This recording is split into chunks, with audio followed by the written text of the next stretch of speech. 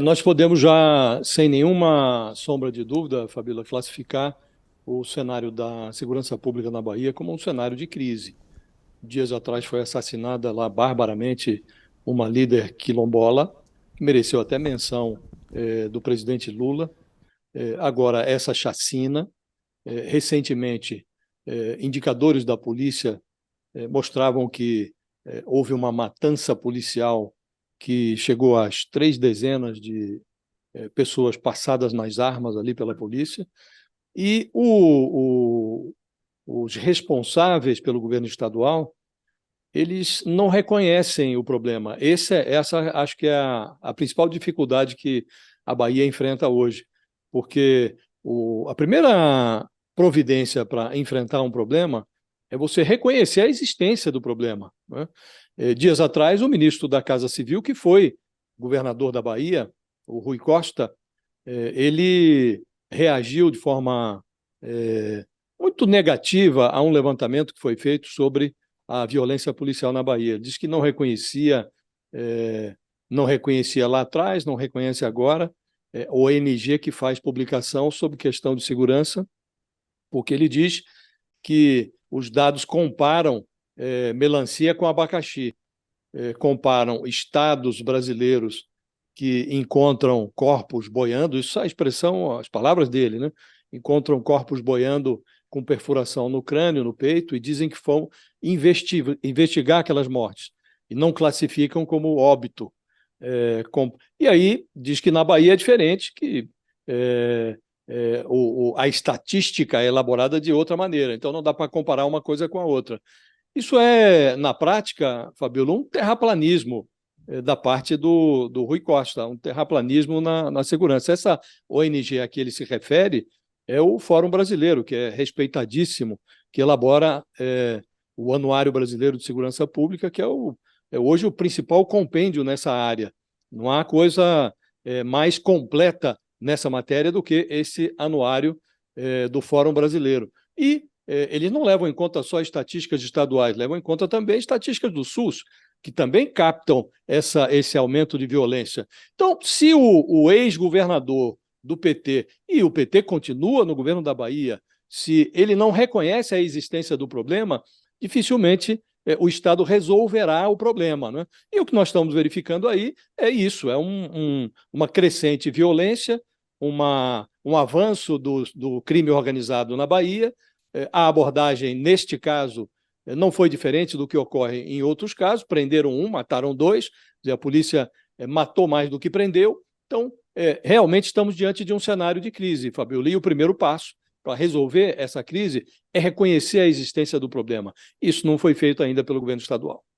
Aliás, ontem, depois que nós entrevistamos o prefeito, porque esse é o prefeito de uma cidade pequena na Bahia, e ele mesmo falando ali que esse problema é um problema que já vem há bastante tempo e que ele vem reclamando ao governo do estado, né? Nós procuramos a assessoria de imprensa do governador Jerônimo Rodrigues para falar conosco a respeito, não desse episódio, mas dos episódios envolvendo a Bahia, e ele disse que não iria se pronunciar neste momento. O que não é bom, né, professor Cláudio Couto, porque é importante saber o que está acontecendo no estado da Bahia, que há tantos anos é comandado pelo PT, inclusive, né, e que tem a violência policial como um dos pontos aí mais fortes em relação à segurança pública. Hoje o estado da Bahia é um dos estados mais violentos do Brasil.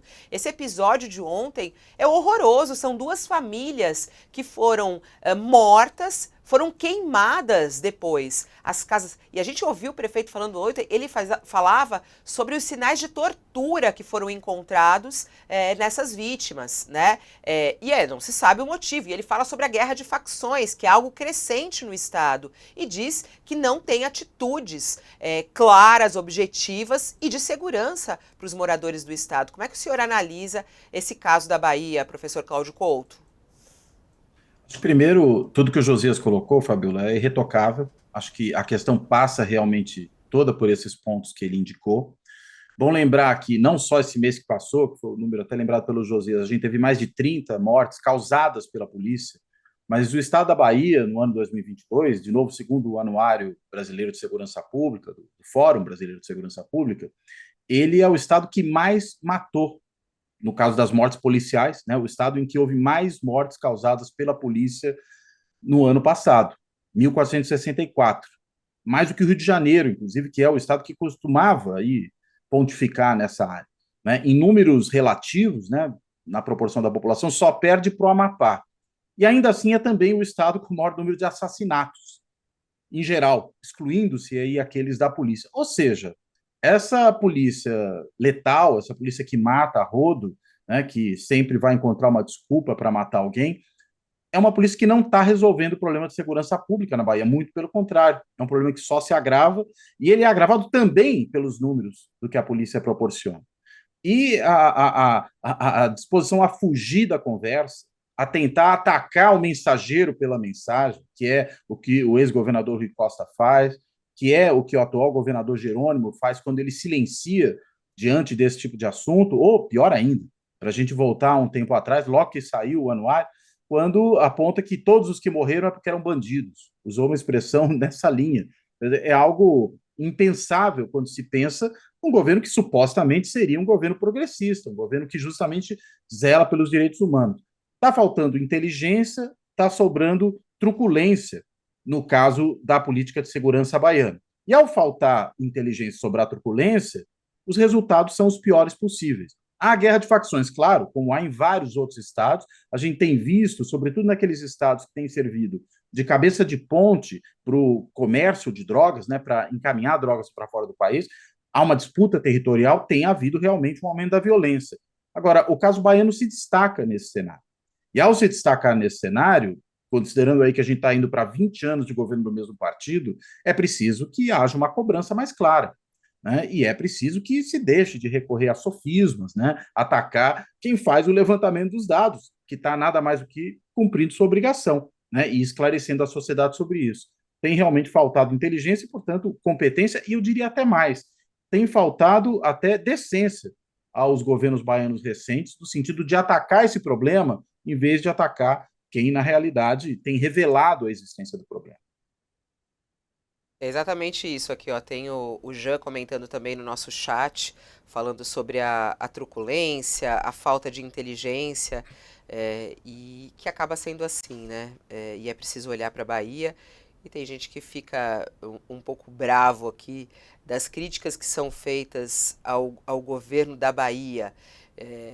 E é preciso entender, esse foi um dos assuntos, né, inclusive, durante a campanha eleitoral. Eu lembro de a gente ter entrevistado aqui o próprio, na época, candidato Jerônimo, e um dos assuntos era isso. Como é que o senhor enxerga a situação do Champinha, esse limbo judicial que o Champinha se encontra no nosso país? Bom, esse limbo judicial que de fato não deveria existir na nossa sociedade e na nossa legislação. É uma coisa que eu sempre procuro tratar, essa questão do limbo. Nós temos que ter leis muito claras para não haver esse tipo de acomodação. No caso do Champinha, houve essa interdição para manter ele preso até hoje, e de fato é uma prisão, por mais que se tente dizer que não. A gente precisa ter leis claras para isso. E uma das questões que eu sempre coloco, e que é um debate que tem que ser levantado, é a questão do ECA, do Estatuto da Criança e do Adolescente, que não tem nenhuma previsão legal do que se fazer com um jovem que tenha distúrbios graves mentais, que foi o que aconteceu com o Champinha. Então, acabou se acomodando, fazendo uma interdição civil para manter ele excluído da sociedade.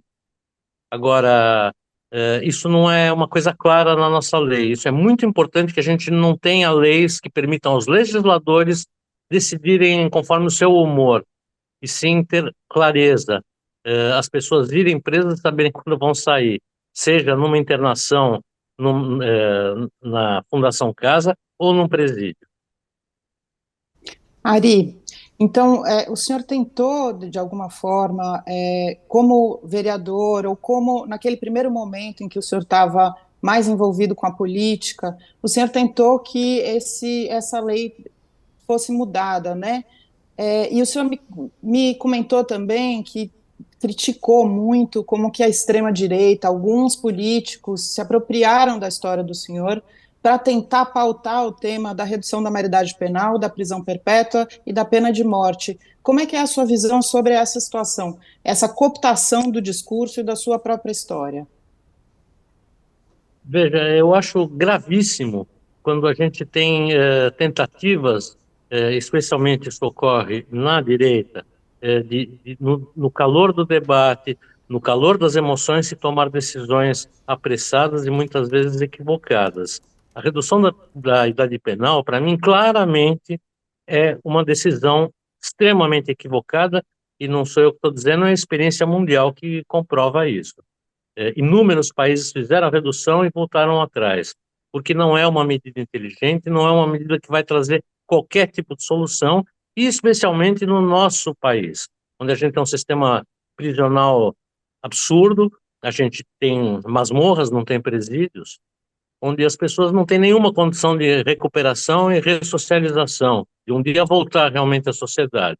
Então, é muito grave isso que a gente vê quando pessoas, eu vou citar o nome, não tem por que não, logo que a Eliana faleceu, o senador, na época, senador Magno Malta, me levou para Brasília, me colocou à frente dessa luta da redução da idade penal, sem que eu mal soubesse o que estava acontecendo naquele momento, e eu, num primeiro momento, vesti essa camisa, entre aspas, para a gente tentar melhorar a situação, mas eu me aprofundei muito nesse tema e percebi de que é absolutamente equivocado reduzir a idade penal. A gente tem medidas mais complexas, mas muito mais eficazes do que simplesmente reduzir a idade penal, que é algo que eu venho ao longo dos últimos 20 anos tentando influenciar o debate, que é justamente, na minha visão, a responsabilização dos menores que cometem crimes de extrema gravidade, mas sempre que houver qualquer penalização desses menores, que a gente não chama pena, são as medidas socioeducativas, deveriam ser cumpridas num ambiente à parte, separado, mas com um atendimento adequado. Não basta a gente jogar alguém dentro de uma masmorra e jogar a chave fora. Agora, Ari, é muito impressionante o seu ponto de vista, porque é o ponto de vista sensato, sóbrio, de alguém que sofreu na pele o problema da violência, né? Muito, muito curioso mesmo, e é bastante elogiável. O que eu queria lhe perguntar nessas 2 décadas em que você acompanhou esse assunto de perto, e me parece que você refletiu muito sobre ele, você identificou algum avanço? Porque, como você diz, a gente não tem prisão no Brasil, a gente tem masmorra, né? E como nós não temos também pena de morte nem prisão perpétua, é de supor que essas pessoas vão sair de lá piores do que entraram, né? E agora tem esse puxadinho que foi introduzido no sistema de punição de jovens infratores que têm problemas mentais, que também me parece uma forma inadequada de tratar do problema, porque você joga lá o jovem que foi condenado por um crime grave, bárbaro até, e tem problemas mentais, e finge que ele não existe, esquece, né? Você consegue vislumbrar soluções nessas 2 décadas de reflexão? Você acha que nós evoluímos em algum ponto ou só enxerga retrocesso?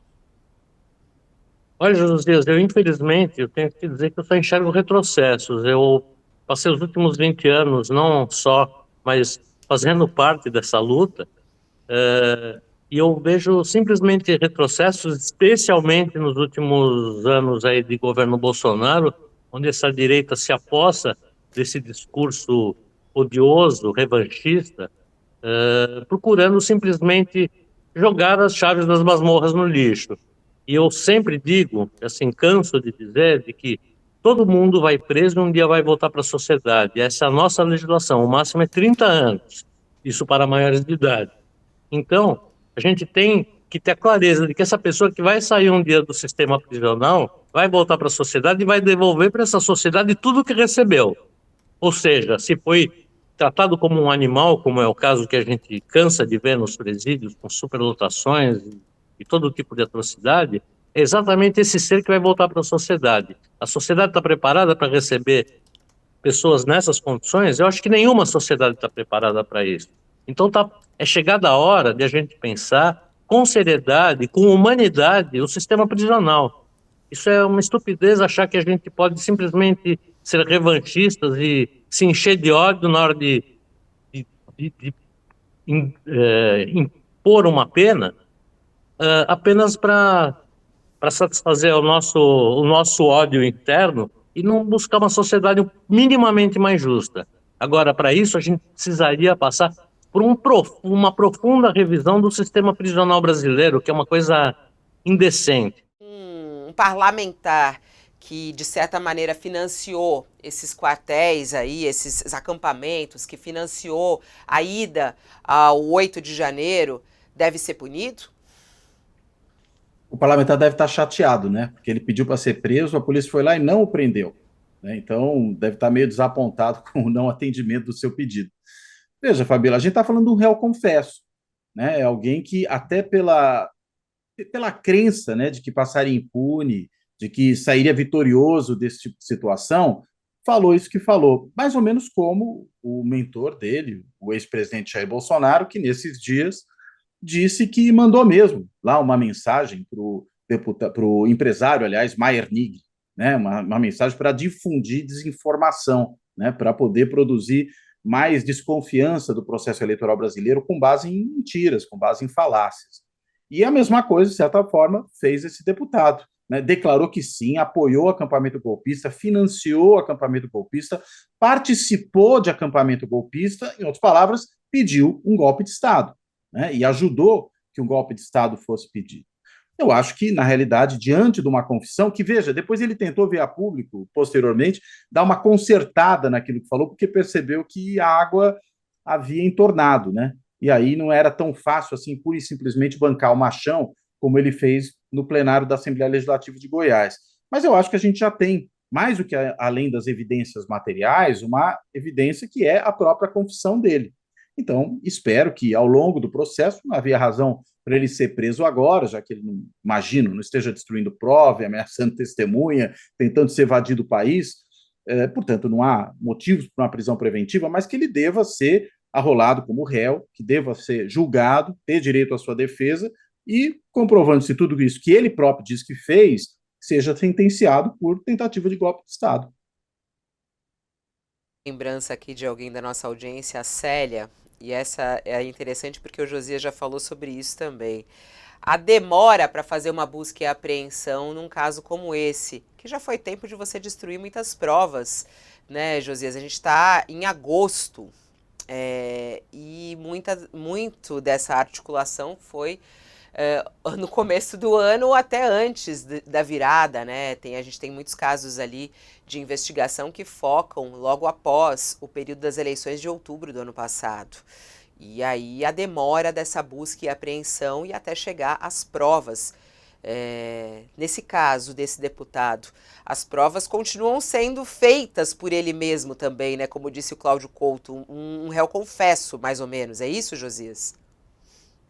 Não tem nenhuma dúvida, né? E você sabe, Fabíola, que nesse caso específico, como em outros personagens que têm mandato eletivo, eu acho que a cumplicidade e a participação ativa no golpe, na tentativa de golpe, ainda é mais criminalizável do que daqueles que se envolveram nesse terraplanismo institucional sem ter mandato, né? Porque o sujeito que tem mandato, ele se serve da democracia para obter esse mandato eletivo e utiliza a delegação que recebe dos eleitores para cuspir nas urnas nas quais esse tipo de personagem se serve dos votos. Então ele obtém os votos, utiliza a urna, depois cospe na própria urna.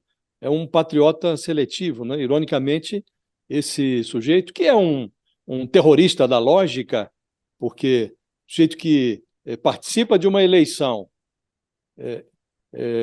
e depois desqualifica parte do resultado dessa eleição, desconhecendo que a maioria do eleitorado optou por um candidato que não é do agrado dele, o Lula, mas foi esse o candidato votado pela maioria do eleitorado.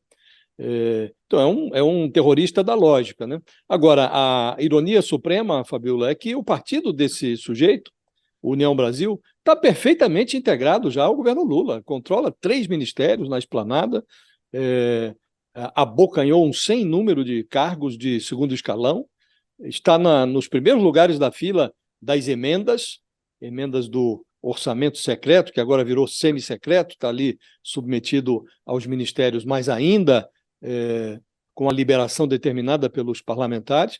Então, o partido dele está absolutamente integrado ao governo, como o Centrão, já abandonou o Bolsonaro, está cuidando da vida, né? E esse personagem está ainda escolhendo de que lado da terra plana ele vai saltar, né? Então, merece ser criminalizado pelo golpismo e pela burrice também, Fabiola. Bom, aliás, hoje tem mais sessão da CPI, a gente vai acompanhar o depoimento hoje do homem que comandava a Polícia Militar do Distrito Federal, o Coronel Fábio Augusto Vieira. Ele vai prestar depoimento hoje, ele comandava a corporação no dia 8 de janeiro. E eles querem saber justamente como é que foi essa atuação dele nesse 8 de janeiro. O que o senhor tem achado, professor Cláudio Couto, da CPI do 8 de janeiro? Ela vai chegar em algum lugar? Ela vai ter um resultado que seja importante para a gente esclarecer o 8 de janeiro? Você tem visto esse resultado acontecer? Olha, eu acredito que do ponto de vista de revelações, é muito pouco provável que ela consiga revelações maiores do que aquelas que a própria Polícia Federal está obtendo por meio das suas investigações, né? Primeiro porque a gente está falando de pessoal especializado, né? A Polícia Federal sabe fazer esse tipo de investigação, tem instrumentos mais efetivos para conseguir obter as informações, chegar aos responsáveis por tudo aquilo que aconteceu. Então, eu, sinceramente, não acredito que, do ponto de vista de novos dados, novas informações, a CPI seja capaz de produzir muita coisa. Acho que ela tem, claro, aí um mérito, evidentemente, que é o de colocar esse tipo de problema no debate público de uma forma que a própria investigação policial não é capaz de colocar. Inclusive porque, por exemplo, leva alguns dos envolvidos nas tentativas de golpe, veja o caso aí do general Cid, veja o caso do Lawande, que já teve lá anteriormente, enfim, de vários outros que podem ali comparecer, do ex-superintendente da Polícia Rodoviária Federal, Silvinei Vasquez. Em todos esses casos, as pessoas são expostas. E ao serem expostas, a sua incapacidade de explicar o que fizeram, né, a sua disposição a contar histórias mirabolantes que não fazem sentido, isso é exibido para grande parcela da população que, de uma forma ou de outra, acompanha o trabalho da CPMI. Então, eu acho que é muito mais nesse sentido, de dar publicidade ao problema, de fazer o problema ser politicamente debatido, é mais aí que está o mérito. E, aliás, é por isso que você tem comissões parlamentares de inquérito, porque elas justamente têm, por ser a Casa Legislativa uma casa eminentemente política, elas têm a função de dar também um tratamento político a esse tipo de investigação. O tratamento meramente judicial, policial, esse aí é feito pela Polícia Federal, pelas instâncias do sistema de justiça, não precisa ser resolvido pela CPMI. Mas eu acho que ela tem esse condão, mas não esperaria aí grandes novidades do ponto de vista dos dados. Seja, veja, da CPMI que ocorre no Congresso, né, integrando Câmara e Senado, seja no caso da CPI que ocorre na Câmara Distrital, né, o que seria o correspondente no Distrito Federal à Assembleia Legislativa, que já começou a acontecer, inclusive, antes dessa CPI no âmbito federal, e também tem tido um efeito muito similar do ponto de vista de trazer a público a responsabilidade de certos personagens e as suas próprias narrativas sobre aquilo que aconteceu, para usar uma palavra que anda desgastada, mas que ainda descreve certas situações. Bom, a gente vai falar mais tarde também sobre a CPI, inclusive acompanhar esse depoimento. Eu queria passar outra bola para o Josias, que também tem causado aí discussão, que é a taxação dos super ricos. Lula assinou a medida provisória para taxar os rendimentos de fundos exclusivos, os chamados super ricos. Enviou o projeto de lei agora para tributar as offshores, empresas abertas fora do país, geralmente em paraísos fiscais. As medidas visam obter novas receitas e, segundo o governo, corrigir distorções da legislação. E, inclusive, bancar, de certa maneira, também a isenção do imposto de renda. Tá certo, Lula, em fazer isso, Josias? Tá certo. Inclusive porque o governo vai enviar na quinta-feira agora, o Planalto vai enviar para o Congresso a proposta de orçamento para 2024. Essa proposta prevê déficit zero. Para que essa meta seja atendida, o Ministério da Fazenda precisa produzir um aumento de arrecadação de alguma coisa em torno de 130 bilhões de reais e 150 bilhões de reais. Então, testando os limites aí da oligarquia empresarial e política, o governo editou uma medida provisória para tributar fundos de investimento dos super ricos no Brasil e um projeto de lei para taxar fortunas abrigadas em offshores, que offshore é um eufemismo para esconderijo de milionário em paraíso fiscal, né? Então, está lá, uma medida provisória e um projeto de lei. Se forem aprovadas, essas duas propostas vão render algo como 20 bilhões, pela conta do Ministério da Fazenda, 20 bilhões de reais em 2024.